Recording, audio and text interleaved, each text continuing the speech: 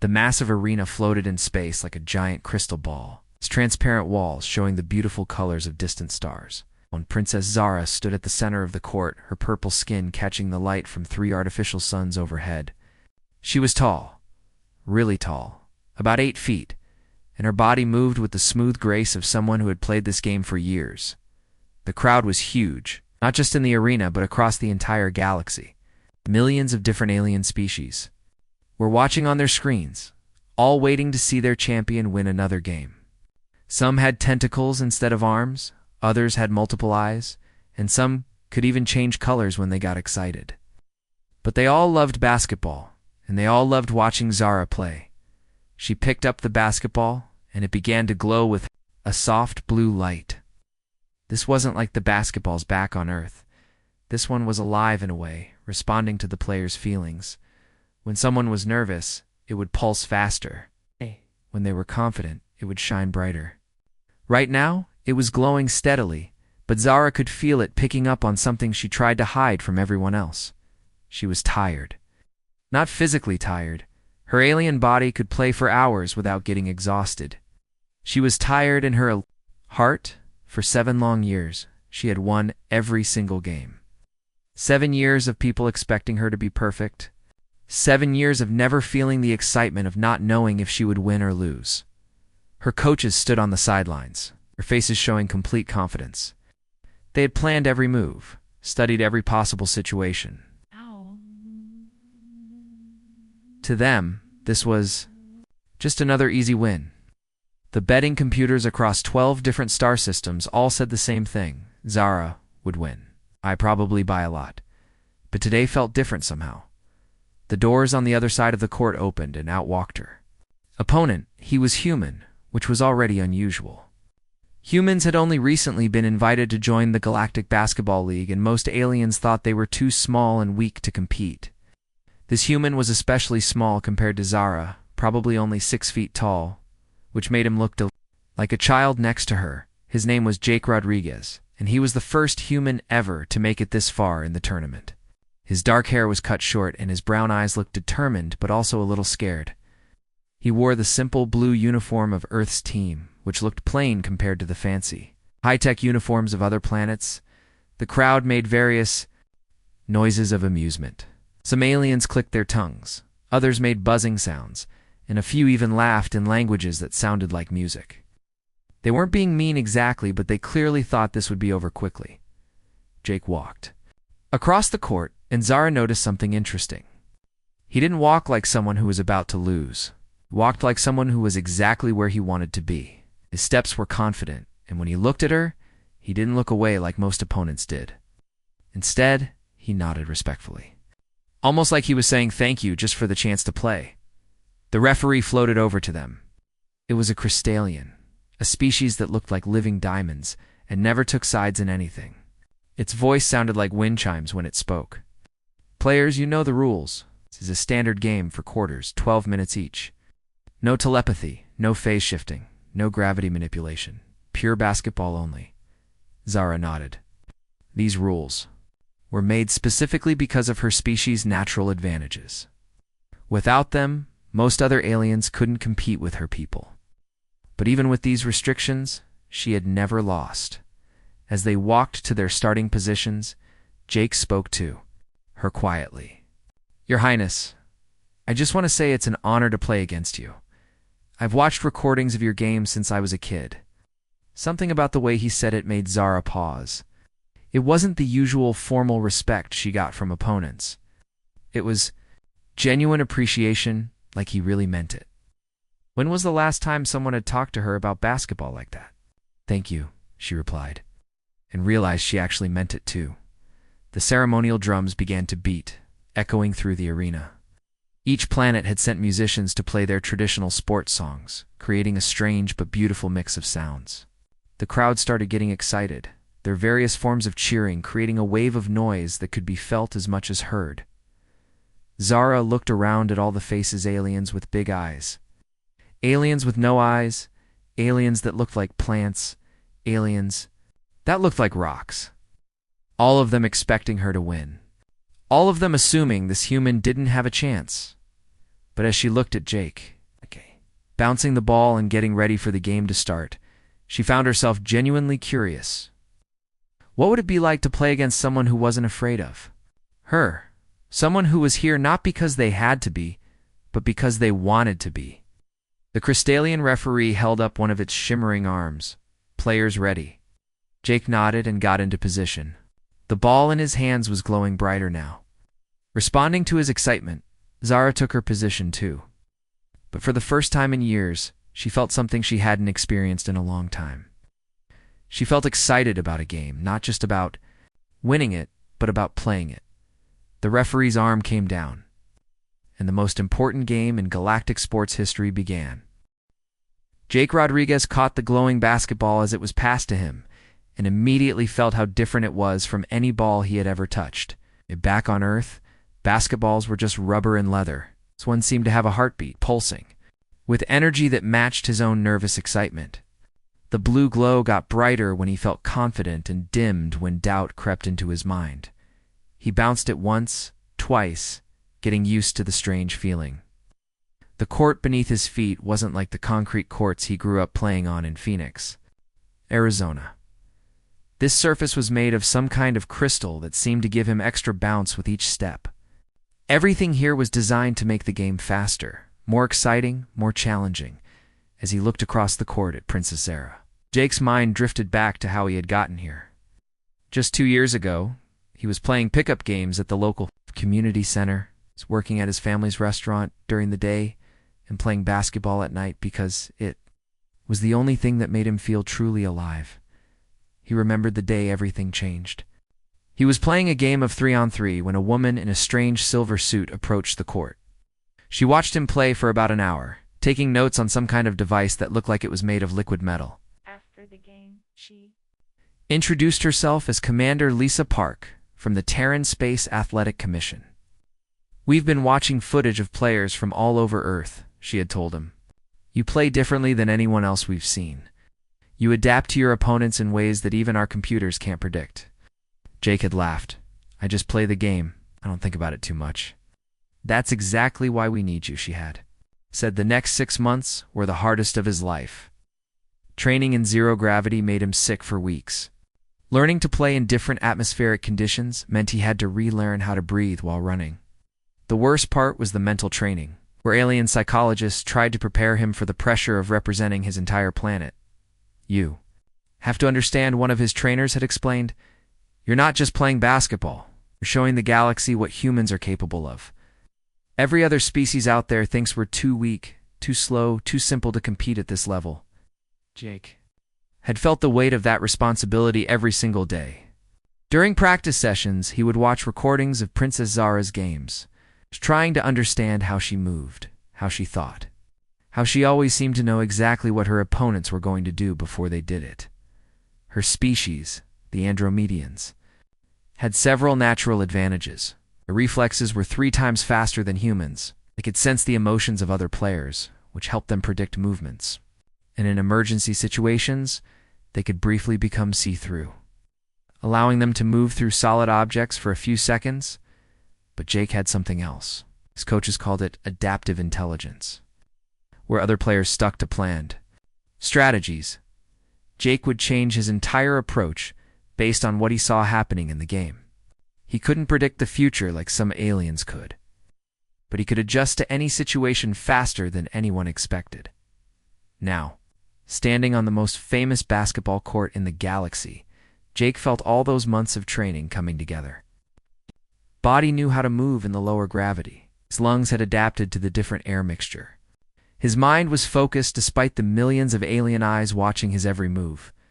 The game started with Princess Zara getting the ball first. Jake watched her move and immediately understood why she was considered the greatest player in Galactic history. She didn't just run fast. She seemed to flow across the court like water, always in perfect balance, always in control. She scored the first basket easily, barely seeming to try. The crowd erupted in cheers that sounded like a symphony of different languages and sounds. Jake could feel their excitement through the arena's telepathic speakers, designed to let everyone share emotions during big moments. But instead of feeling discouraged, Jake felt something different. He felt excited. This was what he had dreamed of, playing against someone so skilled that he would have to become better than he had ever been just to keep up when he got the ball. Jake tried something he had practiced thousands of times, but never used in a real game. Instead of trying to match Zara's smooth, flowing style, he played in a way that was completely different. He moved in sharp, quick bursts, changing direction unexpectedly. Using moves that looked awkward but were surprisingly effective, the crowd went quiet for a moment. They had never seen anyone play like this before. Jake's style was rough around the edges, but it was unpredictable in a way that seemed to catch even Princess Zara off guard. He made his first shot, and the human cheering section in the arena went wild. There weren't many humans there, maybe a few hundred compared to millions of aliens, but they made enough noise for thousands. As the first quarter continued, Jake started to notice something interesting about the way Zara played. She was incredibly skilled, but her movements seemed almost automatic, like she was following a script she had memorized perfectly. Every play was executed flawlessly, but there was something missing. It took him a while to figure out what it was. Then it hit him. She wasn't having fun. She was playing like someone who had to win. It's not like someone who wanted to play. Jake had grown up playing basketball because he loved it.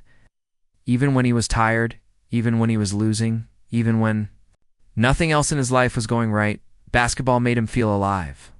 But watching Zara, he realized that maybe being the best in the galaxy wasn't as great as everyone thought it was. The score at the end of the first quarter was 28-12, with Zara ahead by a lot, but Jake wasn't discouraged. If anything, he was more determined than ever. He had come here to play the game he loved against the best player in the universe, and that's exactly what he was going to do. By halftime, the score was 64-38, with Princess Zara still leading by a big margin. Jake was sweating heavily, his human body working much harder than Zara's advanced alien physiology. But something strange was happening that nobody in the crowd seemed to notice. The gap between their scores had actually gotten smaller during the second quarter. Jake wasn't just keeping up better, he was starting to figure out how Zara played. More importantly, his unusual style was beginning to have an effect on her. For the first time in years, she had to think about what she was doing instead of just playing automatically. As the halftime buzzer sounded, both players walked toward their respective team areas. Jake expected to go straight to his small section where his human coaches were waiting with water and strategy updates. But something unexpected happened. Instead of heading to the locker rooms, both players found themselves walking toward the same place, a quiet observation deck that overlooked the arena. It was a strange coincidence. Or maybe it wasn't a coincidence at all. The observation deck was empty except for the two of them. Through the transparent walls, they could see the beautiful nebula that surrounded the arena, its colors shifting slowly like a cosmic dance. The crowd noise was muffled here, and for the first time since the game started, they could hear themselves think. Jake leaned against the railing, looking out at the stars. "This is incredible," he said, not really talking to anyone in particular. "I never imagined I'd see something like this." Zara stood a few feet away, also looking out at the nebula. "I've seen it thousands of times," she said quietly, "but I don't think I've ever really looked at it." They stood in comfortable silence for a moment. Then Jake turned to her. "Can I ask you something? And please don't think I'm being disrespectful." Zara looked at him curiously. "Go ahead. Do you ever get tired of winning?" The question hit Zara like a physical blow. Nobody had ever asked her that before. Nobody had ever even thought to ask her that. She was quiet for so long that Jake began to worry he had said something wrong. "I'm sorry," he started to say, but Zara held up her hand. "No, don't apologize. It's just ... out. Nobody's ever asked me that before." She paused, looking back out at the stars. "The honest answer is yes. I get tired of it every single day." Jake was surprised by her honesty. "Really?" "I haven't lost a game that mattered in 7 years," Zara continued. "Do you know what that's like? To go into every game knowing exactly how it's going to end, and have everyone expect you to be perfect? All the time?" Jake thought about this. "I guess I never considered that winning all the time might be its own kind of prison." That's exactly what it is, Zara said, and Jake could hear real emotion in her voice. Everyone sees the trophies and the cheering crowds, but they don't see the pressure. They don't see how lonely it gets when you're expected to be something more than just a person who likes to play basketball. Jake nodded slowly. I know a different kind of pressure. I'm supposed to represent all of humanity out there. Every time I make a mistake, I'm not just letting myself down. I'm letting down my entire planet. How do you handle it? Zara asked. Jake smiled. I try to remember why I started playing in the first place. It wasn't for trophies or fame or to prove anything to anyone. It was because basketball made me feel alive. When I'm playing, really playing, nothing else matters. Not the score, not the crowd, not the pressure, just the game. Zara looked at him with something that might have been envy. I can barely remember feeling like that. When was the last time?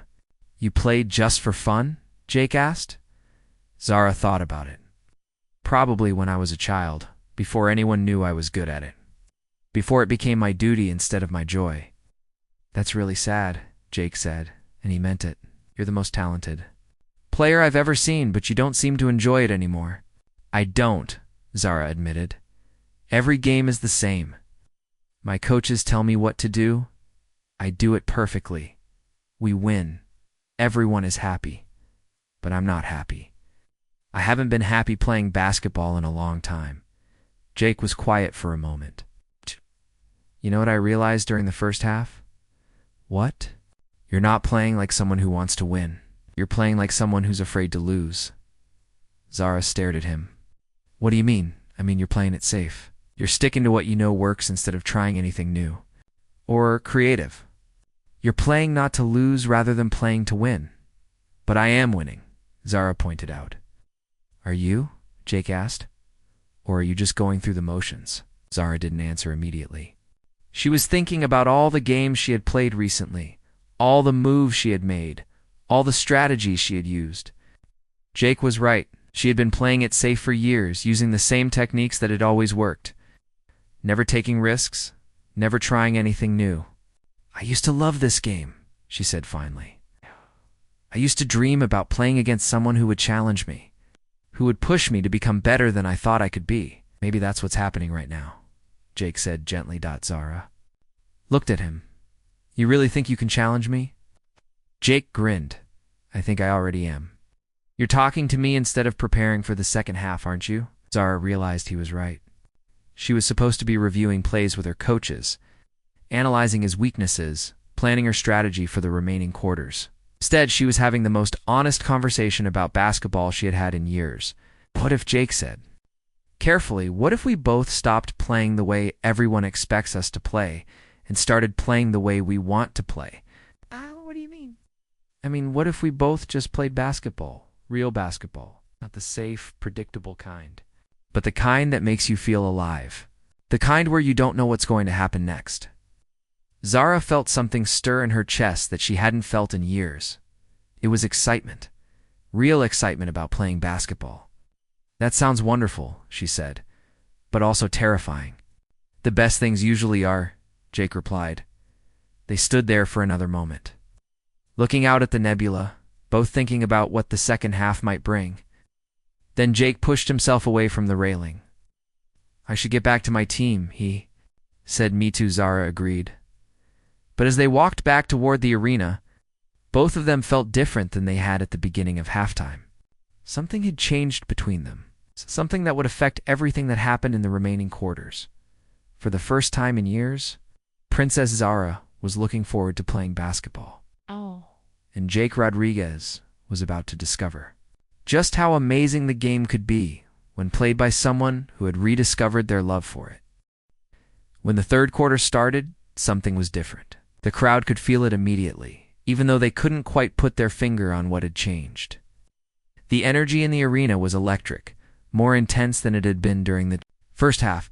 Princess Zara caught the ball at the start of the quarter, and instead of running one of her usual perfectly planned plays, she did something nobody expected. She started dribbling in a way nobody had ever seen her do before. It was creative, almost playful. Like she was experimenting with the ball instead of just controlling it. Jake watched her with growing amazement. This wasn't the same player who had dominated the first half through pure technical skill. This was someone who was actually having fun with the game. Her movements were still incredibly skilled, but now they had life in them, personality. She took a shot from a position she had never attempted in any recorded game. It was risky, the kind of shot that coaches always tell players not to take because the odds of making it are too low. But she made it perfectly, and as the ball went through the net, she actually smiled. Not the polite royal smile she usually gave to the cameras, but a real smile of genuine happiness.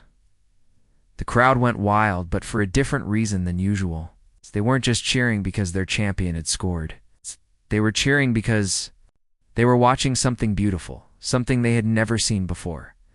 Jake got the ball next, and he felt inspired by what he had just witnessed.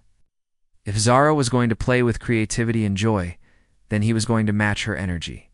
He started moving in ways that even surprised himself, using the court's crystal surface to bounce and change direction in patterns that looked impossible. He made a shot that seemed to defy the laws of physics, the ball curving through the air in a way that made the alien crowd gasp in amazement. Even the sports commentators, who had seen thousands of games, were struggling to find words to describe what they were watching. In 40 years of covering galactic sports, one commentator said, his voice filled with wonder, I have never seen anything like this. These two players aren't just competing, they're creating art. The score started changing rapidly. Not because either player was dominating, but because both were playing at a level that seemed beyond what should be possible. Jake would make an incredible play, and Zara would respond with something even more amazing. Ow. Then Jake would find a way to top that, pushing both of them to new heights. For the first time in years, Zara felt genuinely challenged. She found herself having to think, to adapt, to create new solutions in real time. Jake's unpredictable style was forcing her to abandon her careful, planned approach and just play basketball the way she had dreamed of playing it. Meanwhile, Jake was discovering what it felt like to play against someone who was truly trying to bring out the best in him. Zara wasn't just trying to beat him, she was pushing him to become better than he had ever been. Every time he made a great play, she would respond with something that inspired him to reach even higher. The crowd was on its feet. And for the first time in galactic sports history, beings from different planets were cheering for both players. The usual partisan support had transformed into universal appreciation for the incredible display of skill and creativity they were witnessing. By the end of the third quarter, the score was much closer than anyone had expected. Zara was still ahead, but only by 8 points. More importantly, both players looked energized rather than tired. The conversation during halftime had unlocked something in both of them, and now they were playing the game they had both fallen in love with years ago. The fourth quarter began, with the entire galaxy watching in amazement. Social media across dozens of planets was exploding with comments about the incredible game. People who had never cared about basketball were suddenly glued to their screens, watching two athletes push each other to achieve something extraordinary. Jake made a play that would be talked about for generations. He somehow managed to steal the ball from Zara, not through any trick or special technique, but through pure anticipation and timing. Then he raced down the court and made a shot while falling backward, the ball leaving his hands just as he hit the ground. The crowd erupted, and even Zara clapped her hands in appreciation. She had never seen a human move like that, with such grace and determination. Jake had just proven that humans could compete at the highest level of galactic sports, not despite their limitations, but because of their unique strengths. But Zara wasn't finished. She got the ball and did something that made the entire arena fall silent. She attempted a move that was considered impossible even for her species, a spinning jump shot, while briefly becoming transparent to avoid Jake's defense. It was risky, beautiful, and completely spontaneous. The ball went in. The crowd's roar was so loud it could be heard on nearby space stations. But what made the moment truly special was what happened next. Instead of celebrating her amazing shots, Zara ran over to Jake and helped him up from where he had fallen, trying to defend against her. "That was incredible," she said, and Jake could see that she meant it. "So was yours," Jake replied, grinning despite being exhausted. With 2 minutes left in the fourth quarter, the score was tied. Nobody in the arena could believe it. The greatest player in galactic history and a human from Earth were playing as equals, pushing each other to heights that neither could have reached alone. The final 2 minutes felt like they lasted forever. Every possession was crucial, every shot was contested, and every play was executed with a level of skill and creativity that had never been seen before in galactic sports. As the clock ticked down to the final seconds, both players were exhausted but exhilarated. They had found in each other the perfect opponent, someone who brought out their absolute best, who challenged them to be better than they thought possible. The crowd was on its feet, screaming and cheering in dozens of different languages. This wasn't just a basketball game anymore. It was a celebration of what sport could be when two athletes respected each other enough to give everything they had. With 10 seconds left, the score was still tied, and everyone in the galaxy knew they were about to witness something truly special. The clock showed 10 seconds left. The score was tied at 98-98. The entire galaxy held its breath as both players stood on the court, exhausted, but still determined. Neither of them looked like they had anything left to give, but somehow they both found the energy to keep going. Jake had the ball. His hands were shaking from exhaustion, and sweat was dripping into his eyes, but his mind was crystal clear. He had never felt more alive than he did in this moment. Everything he had worked for, everything he had dreamed of, came down to these final seconds. But as he looked at Princess Zara across the court, he realized something important. Win or lose, he had already accomplished something incredible. He had shown the galaxy that humans belonged here. He had pushed the greatest player in galactic history to her absolute limits. Most importantly, he had rediscovered why he loved basketball in the first place. The crowd was making so much noise that the arena itself seemed to be shaking.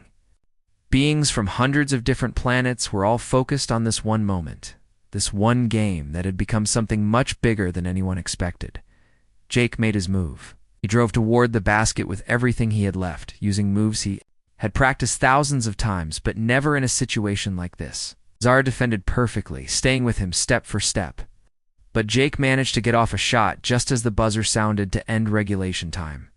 The ball hit the rim, bounced up, hung in the air for what felt like forever, and then fell away. How good. The game was going to overtime. The crowd erupted in a mixture of relief and excitement. They weren't ready for this incredible game to end, and now they would get at least 5 more minutes of the most amazing basketball anyone had ever seen. The overtime break, both players sat on their benches, breathing heavily. Their coaches were talking to them, giving them water and advice, but both Jake and Zara were lost in their own thoughts. Jake looked over at Zara and caught her eye. She nodded at him with respect, and he nodded back. They both understood that they were part of something special, something that would be remembered. Long after the final score was forgotten, the first overtime was just as intense as the fourth quarter had been. Neither player was willing to give up, and both continued to make plays that seemed impossible. The score stayed close throughout, with neither team able to pull ahead by more than 2 points. With 30 seconds left in the first overtime, Jake made a 3-point shot that put Earth ahead by 1 point. The human section of the crowd went absolutely crazy, but their celebration was short-lived. Zara answered immediately with a shot of her own, putting her team back in the lead. The first overtime ended with the score tied again, 108-108. Gain was going to a second overtime. By now, both players were running on pure willpower. Their bodies were screaming for rest, but their hearts wouldn't let them quit. The crowd could see how much both of them cared, how much this game meant to them, and it made every moment even more exciting. The second overtime was poetry in motion. Both players were so tired that they had to rely on pure instinct and years of practice. But somehow, this made their play even more beautiful. They weren't thinking anymore. They were just playing, letting their love of the game carry them forward. With 1 minute left in the second overtime, Jake made the shot of his life. It was a 3-pointer from so far away that most players wouldn't even attempt it. But somehow the ball found its way into the basket.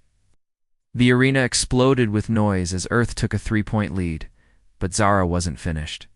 She scored twice in the next 40 seconds, tying the game once again. With 15 seconds left, the score was 119 to 119, and Jake had the ball one more time. He dribbled slowly up the court, using every second he could. The crowd was on its feet, screaming so loudly that he could barely hear his own thoughts. This was the moment everything had been leading up to? Jake made his final move, driving hard to the basket. Zara was right there with him, defending perfectly. But Jake managed to get off a shot just before the buzzer. The ball went in, and for a moment, Jake thought he had won the greatest game in Galactic sports history. But then he looked at the clock. There were still 3 seconds left. Princess Zara caught the inbound pass with 3 seconds to go and her team down by 2 points. She had one chance to either tie the game and send it to a third overtime, or to make a three-pointer and win. Everyone in the arena knew exactly what she was going to do. As she dribbled toward the basket, time seemed to slow down. Zara could see the path to victory clearly. She had made shots like this thousands of times in practice and in games. Her coaches had prepared her for exactly this situation. All she had to do was make one shot, and she would maintain her perfect record. But in that moment, as she prepared to take the most important shot of her career, Zara thought about the conversation she had had with Jake during halftime. She thought about how much fun she had rediscovered in the game. She thought about how Jake had played his heart out, given everything he had shown the entire galaxy that humans deserved respect. Most importantly, she thought about what Jake had said about playing for the love of the game rather than just to win. Zara took the shot, but as the ball left her hands, she knew it was going to miss. Not because she had made a mistake, but because she had made a choice. The ball hit the rim and bounced away. And Jake's incredible upset victory was complete. The arena fell completely silent for a moment, as if everyone was trying to process what had just happened. Then the human section exploded in celebration. While the rest of the crowd sat in stunned amazement, Jake couldn't believe it. He had actually won. He had defeated the greatest player in Galactic history in the most watched game ever played. But as his teammates rushed onto the court to celebrate, Jake found himself looking for Zara. She was standing near center court, and she was smiling. Not the disappointed expression everyone expected, but a genuine, peaceful smile. Happier than she had looked in years, Jake ran over to her, and without thinking about it, he hugged her. "Thank you," he whispered. "Thank you," she whispered back. "You reminded me why I fell in love with this game." Later, during the press conference, reporters asked Zara about the final shot, wanted to know if she had choked under pressure, if she had been too tired to make it, if there had been some kind of technical problem. "Jake played the game of his life," she said simply. "He deserved to win." Sometimes the greatest victory is knowing when someone else has earned something. More than you have? The galaxy didn't understand at first. How could the greatest player ever be happy about losing? But gradually, people began to realize that they had witnessed something even more rare than athletic greatness. They had seen true sportsmanship, genuine respect between competitors, and the kind of grace that can only come from someone who understands that the game itself is more important than any individual victory. Jake returned to Earth as a hero, but he never forgot the lesson that Princess Zara had taught him. He established basketball programs in schools around the world, always emphasizing that the joy of playing was more important than winning or losing. And Zara? She continued to play, but now she played with the same joy she had rediscovered in that incredible game against the human, who had reminded her what basketball was really about. She never had another perfect season, but she never minded. Was finally playing the game she loved, the way it was meant to be played.